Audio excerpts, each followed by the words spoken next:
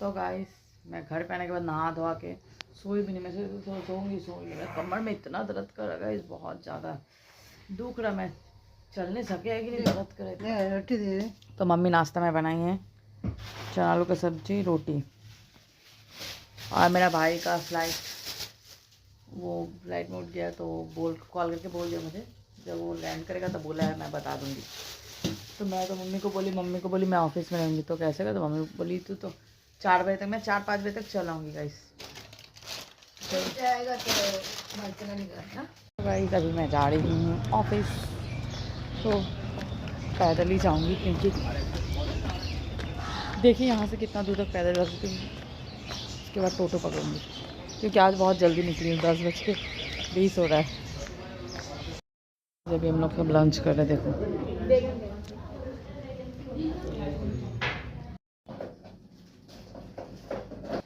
तो मैं मौसी के मेरा आया